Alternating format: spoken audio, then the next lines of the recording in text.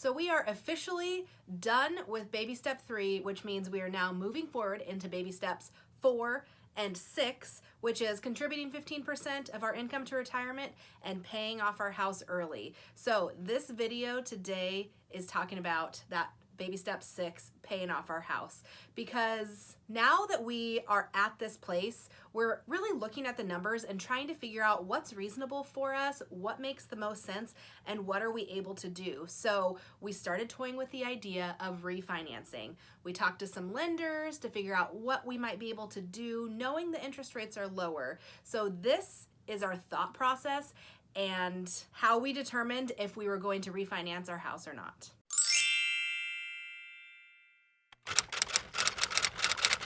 Hey guys, welcome back. My name is Allison with Baby Stepping to Freedom, and on my channel I share all about our journey towards financial independence, and I give you tips and tricks to help you along the way. If that sounds like something that you might be interested in, make sure you scroll down now and press the red subscribe button so you don't miss any upcoming videos. So before I get started on this video, I have to say this is the most mathematically involved video I think I've ever done. So I've shared our budget many times where there's like Excel equations and other things, but like this video is very mathematical, and I did not come up with this alone. I sat down with Erin and the two of us really like wrote out the whole thought process behind refinancing our house with numbers and all of the equations that we used to figure out if this made sense for us. So because of that,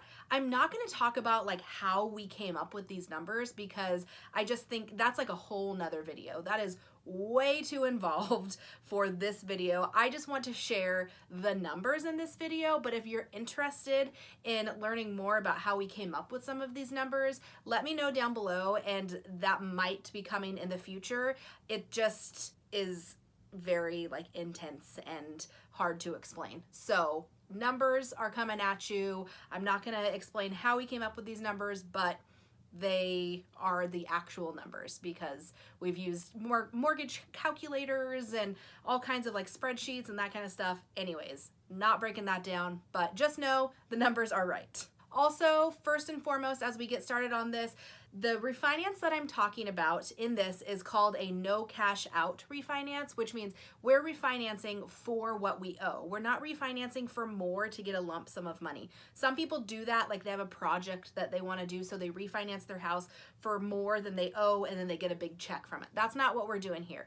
We are looking at refinancing for the amount that we owe. The purpose overall is because interest rates are lower. So I'll talk about all the nitty-gritty there, but just know that I'm not talking about refinancing for more and increasing our overall debt, just refinancing for the same amount. So a little history, we live in Southwest Washington, and in 2014, we bought our house for $242,000. Little did we know at the time it was an excellent time to buy, because since then, the value of our house has gone up about $100,000 since that time. It's been 5 years, little less than 5 years, and the value has just like skyrocketed. So we really bought at just the right time. But the problem was when we bought in 2014, we did not really have the money to buy. We were able to get a 0% down first time home buyer loan, which did not have PMI, which is mortgage insurance essentially, and it's like throwing your money away. I don't know all about it because I've never actually had it, but I know that people don't like PMI and they want to get rid of PMI because it's just like extra money that's really going towards nothing that benefits you. It benefits the mortgage company. But we were able to get our initial mortgage without PMI, without any money down. The problem was we had a 5.25% interest rate. So pretty high for us, but it was the loan that we were able to get with the money that we had, which was nothing. During our debt-free journey, about a year in, July 2017, we decided to refinance. The purpose of the refinance then was to lower our interest rate. So interest rates at that time were 4.25, so we decreased our interest rate by 1%. And even bigger was that we were refinancing to get a lower mortgage payment. We reduced our mortgage payment by $200, which freed up money for us to put towards towards our debt. So we got a lower interest rate and we freed up money in the moment. But at that point, it really didn't do much more than that. I mean, long term, it would have benefited us, but the break even time for that refinance was 2 years, and we are just about now 2 years in. So where we are right now is break even for our last refinance. So we aren't gaining anything other than like the money that we gained by lowering our mortgage payment, but we're not gaining any interest savings, but we're not losing anything on the cost of the refinance. So we're break even right now, which is kind of a good place to be in because we're at like a clean slate here. So now in October 2019, interest rates have gone down even more since the last time we refinanced in 2017. They are hovering around 3% right now, which is significantly less than what we previously financed our house for and significantly less than what we currently have on our house.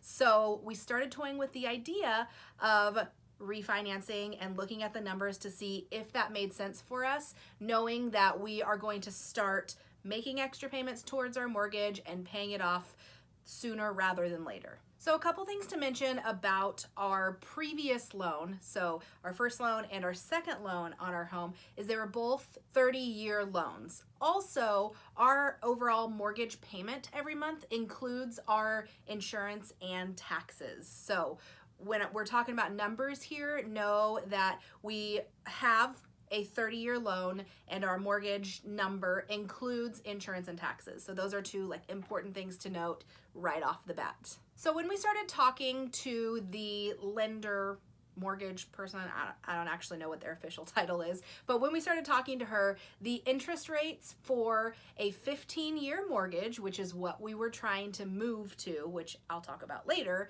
was about 3.125.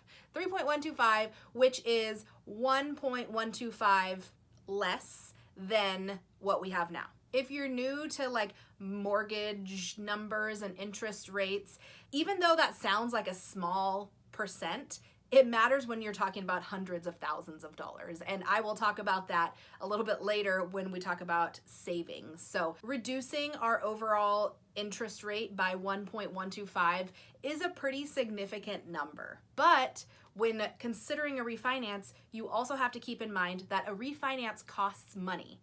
And that plays a role in deciding if refinancing makes sense, because you can't just look at interest rates. You have to also consider how much it's costing and if that cost is worth what you're getting. So now I'll talk about the actual numbers of what a refinance would cost us and what it would save us. So we would be refinancing an overall balance of $235,000 about. And that is from our original loan of $242,000, which is kind of like heartbreaking to see that small progress in 5 years of making mortgage payments. But we would be refinancing $235,000. So the cost of that is $4,799. So as we're looking at these numbers, the cost, the basically $4,800 of what this refinance is costing us definitely plays a role, because that is a significant amount of money. And really, we need to know like how long will it take for us to break even, and how much of a savings will we really have by doing this and paying this cost. So looking at interest rates and how much we're paying in interest with our current loan of 4.25%, I have to look at my notes here because this is very complicated. So for our current loan, 4.25%, annually in a year, we are paying $9,821.79. That's almost $10,000 in interest every year that we are paying to the bank for the honor of them giving us money. So that's costing us $10,000 a year. So if we were to refinance at 3.125, which is a decrease of 1.125%, we would then be paying $7,371.87 a year in interest. So that means that we would be saving $2,449.92 a year in interest, which means about 2 years to break even on the cost of the refinance. Because remember, the cost was about $4,800. So it would take about 2 years to break even on that cost. So knowing what our break even number is, we know for a fact that we will have this loan for more than 2 more years. So we looked at the overall picture of the mortgage, the overall, like, what are all the factors involved in this? So we had to compare the lifetime of the loan versus the lifetime of the loan. When we factor in like paying off early versus not paying off early, that just adds too many variables that makes it confusing. So we're comparing lifetime of the loan to lifetime of the loan, and making note that if we pay off our mortgage early, then it impacts all of these numbers. So in the big picture, if you pay off your mortgage early, then you're not saving as much on interest because you're not paying as much interest overall. Hopefully that makes sense. So we're just comparing lifetime to lifetime. That's the point here. So if we compare the 15-year mortgage to the 30-year mortgage, what we would pay overall in interest. So if we took the 15-year mortgage and we took 15 years to pay it off versus the 30-year mortgage and took 30 years to pay it off, comparing those, we would save $102,000, $545,000 in the comparison. So just that alone, going from the 30-year to the 15-year, would save us $102,000 in interest if we just, didn't do anything and took 15 years to pay it off, right? So that is huge, just that alone of, okay, if we just switch to a 15-year, then we save $102,000 in interest. So even though I'm saying we're comparing the lifetime to the lifetime, if I compared this 15-year mortgage, the lifetime of that, versus paying off our current mortgage in 15 years, so that would be staying where we're at, having the same end date, 15 years on this 3.125 versus 15 years on a 4.25 mortgage, we would save $17,209 on interest if we just refinancing. And keep in mind, this is after the cost of the refinance of $4,800. So the overall number is $4,800 more than that, but we're taking that $4,800 out because that is costing us. And so overall, it would be a $17,209 savings just to refinance and be done at the same exact time. We have an overall goal of paying off our mortgage in 8 years, but the reality is life is going to happen in 8 years and we might not reach that goal. We're going to try, but it might not happen.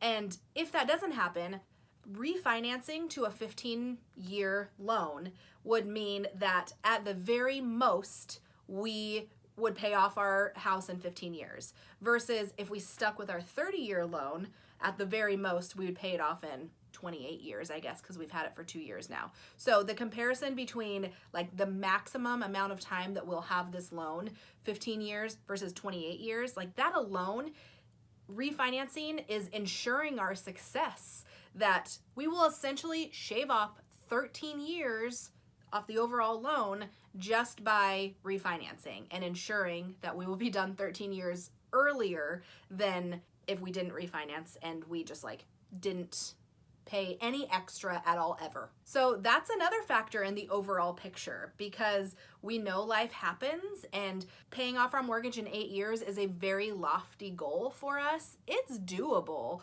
but it's a big goal and we want to ensure our success as much as possible. So if we do reach our goal of paying the mortgage off in 8 years, I mentioned that the savings will be less than if we pay it off over the lifetime of the loan, because overall we are not paying interest for as long. But we would still have savings if we paid off the loan in 8 years. We would save $6,131 versus our current mortgage. So refinancing and getting this new loan paid off in 8 years versus our old loan paying it off in 8 years, we would save $6,131. So that's after the initial cost of refinancing. So it's still overall savings. It's not as big, but it is still a factor.